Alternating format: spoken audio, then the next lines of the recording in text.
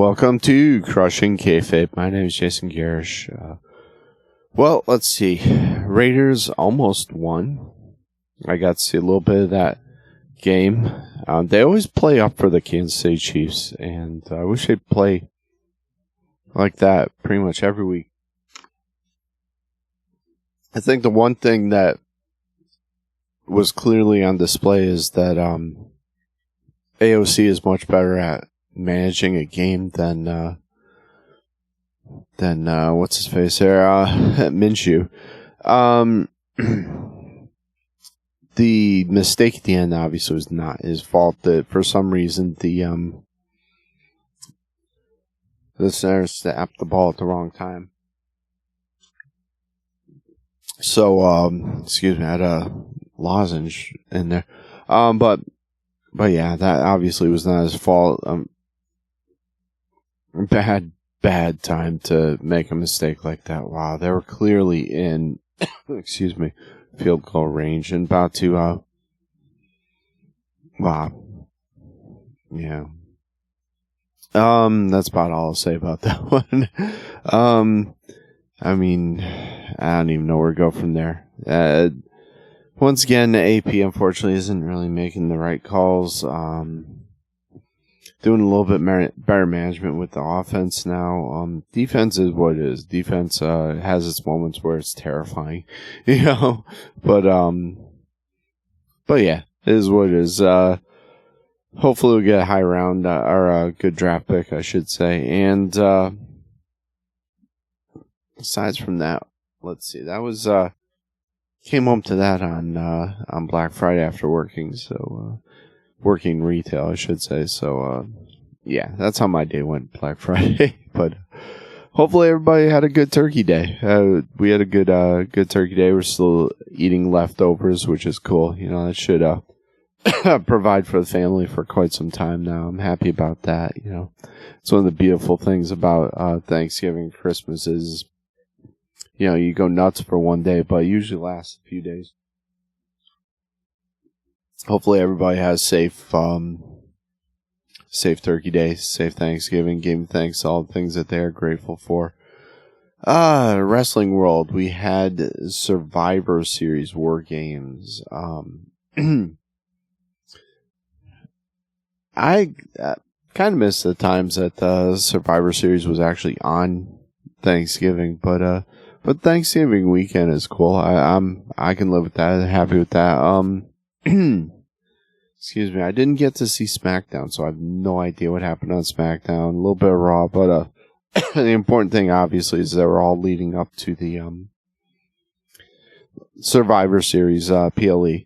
You know, let's see. We had the first match starting things off was the Women's War Games match. So we had Rhea Ripley, Bianca Belair, Naomi, Io Sky, and Bayley. Against the Judgment Day of Liv Morgan, Raquel Rodriguez, Nia Jax, Tiffany Stratton, and Candice LeRae. And Rhea ends up pinning Liv in this. So I don't know if they're done with this feud. I'm kind of hoping they are. But then where do you go with Rhea after this then? Rhea came out with crazy mask on. That thing was insanely articulate. It looked like she should be a member of the Wyatt Six, the way that thing was set up. I wouldn't want to get headbutted with that, with the horns and whatnot. That'd be absolutely terrifying. We did have a Tiffany Stratton cash-in teased, which was kind of cool, and then that was cut short. Crowd went nuts, of course, obviously. They did it for every single cash-in, but she didn't end up cashing in. Because at one point, both Liv and Nia were basically out on the mat, so she had her opportunity right there and didn't take it. But the match lasted 38 minutes, 15 seconds. Fun match. We got to see Io Sky do her trash can bit. Which was, she did a moonsault. I think it was was it simultaneously? Who was it with? Jeez, was it Tiffany that did moonsault too? But did it off the top in the trash can. Just ridiculous spot. So dangerous, but she does that all the time. She's known for that thing, and she did that spot in NXT. I don't think she did a moonsault though, but she's gonna kill herself in that thing one of these days. That was a crazy high spot of that of that match. But yeah, so Rhea's team ends up winning that. Who'd we have after that? Shinsuke Nakamura against LA Knight for the United States Championship. Shinsuke is coming out with I know like Missionary on Wrestling Soup likes to refer to it as like the Cowboy Shogun. I kind of refer to it as his Dark Ronin, masterless kind of Ronin character with the black duster and the kind of samurai-like effects, which is a great look for Shinsuke. I love it. This character is, I think, the best character work he's ever done. When he went after Seth and Cody with this character, I think of any of the characters I've seen Shinsuke do, I think this is my favorite, to tell you the truth. I really wasn't a huge fan of the goofy, Michael Jackson style red leather wearing Shinsuke deal. I much prefer this look, and the guy is terrifying. He does look like a movie villain with that look. So I do, and then he gets on doing his promos and vignettes, speaking kind of half Japanese, some English kind of thing, with the graphics running in the background. It's really cool. And he ends up pinning LA Knight. I think this is the way you have to go with this. I think that it's going to sound weird, but I think the belt was kind of holding Knight back. I think he's much better being the babyface in pursuit of the belt. And I hope they prolong this feud. I really do. Because I think that both of these guys could really elevate each other. And I think this would be great. I think people would start taking LA Knight seriously with this. I know he's got a lot of fans and whatnot, but to tell you the truth, the belt really didn't make a whole lot of difference on him. And I think if he's chasing it over a prolonged period of time and cutting promos kind of against Shinsuke, I think this would be really cool. Both of these guys are later in their career. They're kind of in the twilight of their career. I don't know if either one of them will get elevated to heavyweight championship status. But I would like to see this prolonged. I would like to see them cutting some promos against each other, because I think that it might give a different aspect to LA Knight, give him a more serious side, and I think they can do some really great character work with these two against each other. LA Knight has to kind of put the goofy aside and cut some promos that are serious on Shinsuke and really take this seriously. And I think that would add some more depth to LA Knight's character, and people would take him a lot more seriously and kind of prolong both, like I said, elevate and prolong both of their careers. And I think this was good booking. I really do. So after that, we had the Braun Breaker, Sheamus, Ludwig Kaiser, in a three-way for the Intercontinental Championship match. I mean, this is everything you thought it would be. Breaker and Sheamus just can do brawling extremely well, especially Sheamus. And Sheamus can up that level of violence and it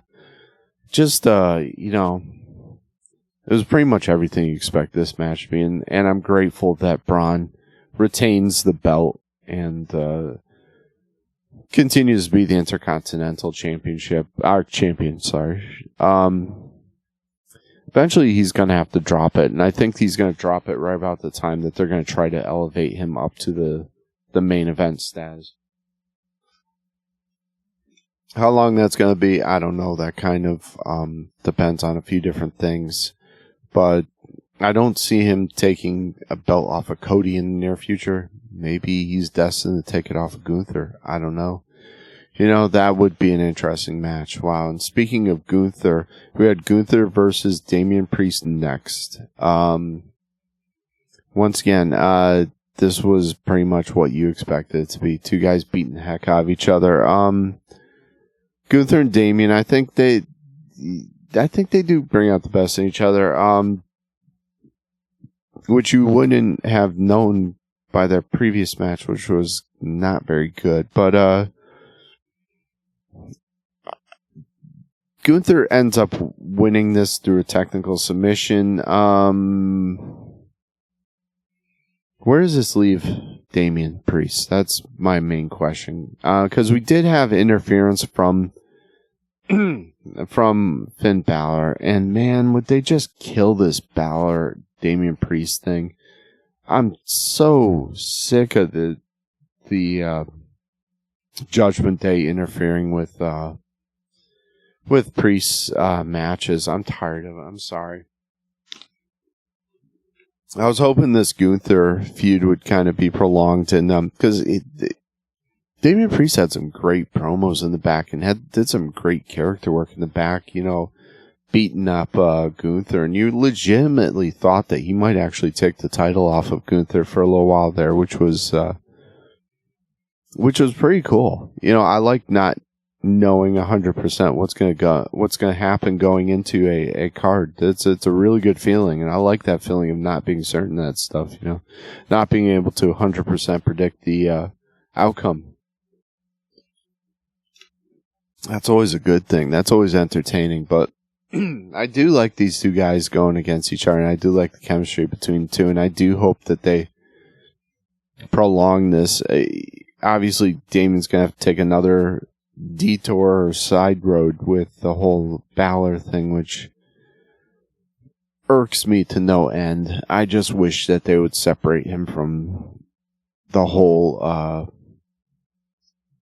Judgment Day thing. Man, are they just buying time with the Judgment Day so that when the Wyatt Six feud with Final Testament is over, they can move on to Wyatt Six versus Judgment Day? I don't know. They just buying time, so let's throw Damian Priest and kind of Rhea at Judgment Day and make that painfully long. Which, at least for me, what it is, I can't tolerate any more of this feud. I'm sorry, but like I said, Gunther wins. Next we have that match was just under 20 minutes. These matches had some fairly long run times. I mean, the women's War Games match, which this format, the War Games format, is one of my favorites. I love this. I wish they'd incorporate more of the old Survivor Series. I was thinking that they were gonna, since the way that they're involving the GMs, with Nick Aldis and Pierce, I was thinking that they were going to have more of a traditional Survivor Series match with the two GMs kind of going at it or picking teams to have a brand feud. I'm kind of surprised they didn't go that way. That's really shocking to me because they did allude to that previously, and typically War Games is where you set up those type of matches, So I'm kind of surprised they didn't pull the trigger on that one. I don't know if they thought better of it at the last minute, but but yeah, like I was saying, the matches, there were only 5 of them, and they had a fairly long match times. I mean, the first match was 38 minutes 15 seconds. The second match was 9 minutes and 45 minutes, which was 45 seconds, I should say, which was the longest, the shortest, I should say, of the night, which was the Shinsuke Nakamura versus LA Knight match. And then the 3-way with Braun Breaker, Sheamus, Ludwig, and for the Intercontinental title was 14 minutes 25 seconds. Gunther and Damian Priest was another fairly long one. It was 19 minutes and 20 seconds. So these were long matches. There weren't short matches by any stretch of the imagination. I'm happy that they do save this type of match for PLEs, because this is where you should be having these types of matches and having the prolonged matches. Our final match, the main event, was the men's War Games match, and that involved the original Bloodline, the Roman Reigns, the Usos, Sami Zayn, and CM Punk getting thrown in there because of his affiliation with Paul Heyman, which if you missed the last SmackDown where that whole thing occurred, where Heyman came out and Punk came out. It was great. Go back and watch it. It was a really great moment. That entire SmackDown episode was very good. It was excellent. But we had them against the current Bloodline. Bloodline V2.0, I guess. Solo Sikoa, Jacob Fatu, Tama Tonga, and Tonga Loa. And Bronson Reed. They're saying now Bronson Reed said in an interview he might just want to stick around with the Bloodline for a little while. That would be kind of interesting. I mean, I know he's Australian. He is part Samoan. He has no actual relation to any of the individuals in the Bloodline, though. So there really is no other type of affiliation other than the whole mercenary aspect of it. But it's still down the road. How are we going to incorporate Rock and the other Fatus that are out there floating around? I don't know. Excuse me. We did have a little bit when they're walking out to the ring. CM Punk did instigate Jacob Fatu a little bit, kind of poked a hornet's nest, which was a beautiful thing. As the baby faces were walking to the ring, kind of thing, or walking to the cage, whatever you want to call it. Is it called the cage? What is that? What are those things called in the War Games? Are they cages? I don't know. But we did have some interaction between him and Fatu, which was really cool. We had started out. What did it start out with? Was it Jay that came out, and then I think Jimmy came out after him, if I remember correctly. But what was I gonna say? It was it was a good match. It was probably, this was definitely one of my favorites. It got a little cornball in certain segments. We did have some what's the word I'm looking for? We did have some allusion to possible friction between Punk and Roman. When Roman and CM Punk were the last two within the babyface cage to enter the ring, when that door opened and one of them had to go, Roman stepped forward and then CM Punk basically pushed him out of the way, ran past him to get to the ring. So we had a little bit of an allusion to some possible friction in there. And then at one point, I think Roman did spear Punk at one point, at which Paul had to come down to the ring, which I'm so glad he did. It added so much to the match. I felt, having him at ringside like that, I thought that was great. But he came out there and kind of eased tensions a little bit. And at one point, if I'm not mistaken, Roman was on the table and Punk picks him up and lifts him off and gets him off of there. Because was it Fatu? Somebody was coming off the top of that thing. It was going to kill somebody. So I know that, but Punk did eventually, kind of make amends there, and they did. In the end, they did shake hands, and they did kind of, ultimately turning, Roman babyface, if we haven't already throughout this whole thing. But OTC, the over-the-counter Bloodline, the original Bloodline, won this bad boy. And at one point, it was Solo that ate the pin, which is kind of surprising to me. I don't know what they're doing with Solo at this point. Is he going to be...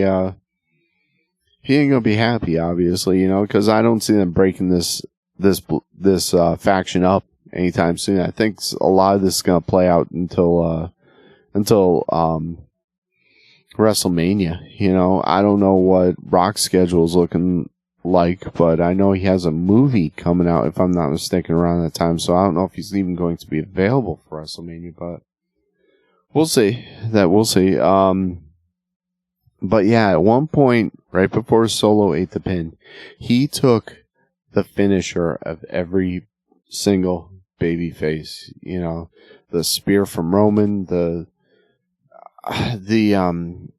go to sleep from CM Punk. Oh, jeez. I mean, I give props to Solo. Not a lot of guys would probably agree to that. It was kind of silly, but it was a great, it was a great fan moment. You know, it was fun to watch, seeing that. You got a lot of gratification from the fans and whatnot. So my question is, what do you do with Solo going forward from this? Is that just gonna piss him off even more, So, but yeah, we had everybody making amends at the end. I did think everybody having their finger in the air except for CM Punk, and CM Punk continually doing the go to sleep gesture or mannerisms, whatever you want to say, was a little silly. It looked a little silly. He couldn't just stand there and be there. I mean, it was kind of weird. It was, but it was a crowd pleasing moment. It was fun, and that's what this stuff should be like. And I really like the feel of that match, and I really enjoyed this pay-per-view. I don't want to give it an overall grade, but it definitely had its moments, and overall, like I said, it was a fun pay-per-view. So, and I love this War Games format, and I love hearing Ozzy, and I guess did T-Pain do a version of War Pigs? I thought that was a little weird, but hey, it sounded good, I guess. The guy can actually sing, which is weird, but because he is known for overutilizing, auto-tuning. But that's about all the time we have for today, unfortunately. So if you can, please check us out on crushingkayfabe.com, check us out on patreon.com, check us out on YouTube, and, like I said, follow us on Patreon, just $1 a month, and you can get all the shows, all the videos, all the audio, ad-free, and you've been helping to keep the lights on here and keep the show going. I appreciate it a lot. If you're in the Trenton area, if you're in Western Tennessee area, check out Then and Now. You can actually get some products there from it. We have a booth set up there, my wife and I do. So tell them that Crushing Kayfabe sent you. That's Then and Now in Trenton, Tennessee. It's right in the square. You can't miss it. Right across from the courthouse. And as always, prayers going out to Israel, going out to Ukraine. But like I said, once again, thank you everybody for tuning in. Hope everybody had a great Thanksgiving. Hopefully everybody was safe during Black Friday, and during these holiday seasons, be good to retail workers. All right, people, please. They got enough stress to worry about. So everybody have good holidays. Thank you for tuning in, and God bless. Thank you.